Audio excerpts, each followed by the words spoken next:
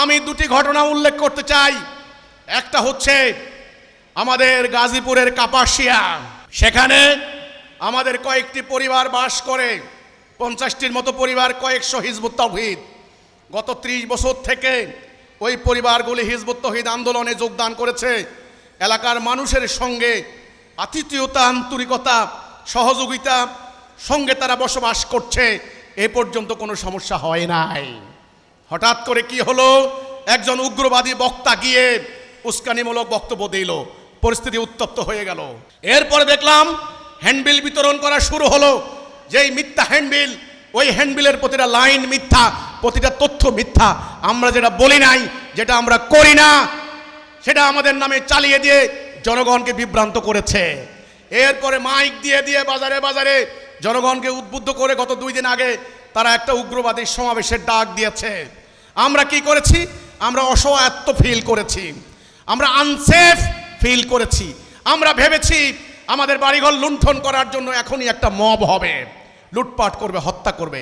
রংপুরে আমাদের 14টা বাড়িঘর আগুন দিয়ে জ্বালিয়ে দিয়েছে, আমাদের 12টি গরু লুট করেছে, আমাদের ভাইদেরকে আহত করেছে, রক্তাক্ত করেছে। এমনই একটি ঘটনা এখানে ঘটানোর জন্য পায়তারা করেছে।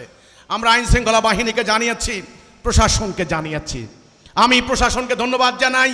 প্রশাসন যদি শক্ত অবস্থান না নিতেন তাহলে এখানে তারা মব সৃষ্টি করত। কিন্তু ইন্টারিম ডক্টর ইউনূসের টাইমে রংপুরে মবকারীদেরকে লেলিয়ে দেওয়া হয়েছে, কোনো স্টেপ নেয় নাই।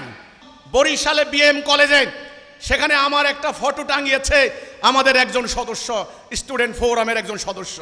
তো কিছু স্টুডেন্ট, তারা সাধারণ স্টুডেন্ট নয়, আমরা খবর নিয়েছি বিএনপির জাতীয়তাবাদী ছাত্র দলের কোনো ছাত্র নয়, অন্য অন্য ছাত্র সংগঠন আছে, এনসিপি আছে, তারা কেউ নয়।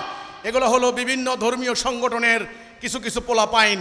তারা অন্ধ অনুসারী, তাদের গুরুজনদের কাছে, দলীয় নেতাদের কাছে আমাদের ব্যাপারে মিথ্যা কথা শুনেছে, শুনে তারা প্রভাবিত হয়েছে। তারা কি করলো, আমার ফটোগুলোকে নেমে তারা নষ্ট করে দিল, পায়ের নিচে দিয়ে অপমান করলো, করুক। তারা কি করলো, আমাদের সদস্যকে মেরে হত্যা করার জন্য চেষ্টা করেছে। পরে কিছু লোক তাকে উদ্ধার করেছে। এখন সেখানে তারা মিছিল করছে, মানববন্ধন করছে, মিথ্যা মিথ্যা সমস্ত ফেসবুকে প্রচার চালাচ্ছে যে অমুক কলেজে হিজবুত তাওহীদকে ঢুকতে দেওয়া যাবে না। আমি বলি ভাই, এই ধরনের অহংকারী কথা বলো না, এগুলি ভালো নয়, এগুলি আল্লাহ সহ্য করেন না। তুমি এদেশের মানুষ, আমি এদেশের মানুষ, তোমার যেমন অধিকার আছে আমারও অধিকার আছে, তোমার যেমন বাক স্বাধীনতা আছে আমারও বাক স্বাধীনতা আছে। আমার কথা আমি বলবো, তোমার কথা তুমি বলো। যদি আমার কোনো কথা অন্যায্য হয়, দলিল ছাড়া হয়, আমার কথা আল্লাহ না করে কোরআন হাদিস পরিপন্থী হয়, আমাকে বলো, আমি সরি বলবো, তওবা করব। কিন্তু যেটা আমি বলি নাই, যেটা আমি করি না, সেটা কেন মিথ্যা কথা বলে আমার কর্মীদের উপর হামলা করছো, আমার ফটোকে অপমান করছো? কাজে আমি তোমাদেরকে বলতে চাই, তোমরা নিবৃত হও, তোমরা আল্লাহর কোরআনের দিকে ফিরে আসো, আল্লাহর হুকুমের আনুগত্য করো। দেখবে তোমার সাথে আমার কোনো শত্রুতা নাই, তোমার সাথে আমার শত্রুতা করার কোনো কারণ নাই, কোনো কারণ নাই। আমার শত্রুতা হচ্ছে ইবলিসের সাথে, আমার শত্রুতা হচ্ছে ইবলিসের জীবন বিধান যারা কায়েম করতে চায় তাদের সাথে। আমি তোমার সাথে কেন শত্রুতা করব? তুমি আমার ভাই, তুমি আমার প্রতিবেশী, তুমি আমার গ্রামবাসী, তুমি আমার এলাকার মানুষ, তুমি আমার শহরের মানুষ, তুমি আমার একই কলেজে আমরা লেখাপড়া করি, একই বাজারে আমরা ব্যবসা করি। তুমি এই মসজিদে নামাজ পড়ো, আমি এই মসজিদে নামাজ পড়ি। তাহলে ভাই কেন শত্রুতা করছো? কার ইন্ধনে শত্রুতা করছো? আমি আহ্বান করব আইন শৃঙ্খলা বাহিনী এবং ধর্মপ্রাণ মানুষদেরকে, আমরা যেটা বলি নাই, যেটা করি না, আমাদের নামে সেগুলি মিথ্যা চালিয়ে দেওয়ার অধিকার কারো নাই। আপনারা, আমি আহ্বান করব সরকারের প্রতি, আপনারা নিরপেক্ষ দৃষ্টিতে তদন্ত করুন আমরা কি চাই, আমাদের লক্ষ্য কি, আমাদের অভিপ্রায় কি। আমাদের বিরুদ্ধে এই ধরনের হামলা হলে আত্মরক্ষার অধিকার আমাদের রয়েছে।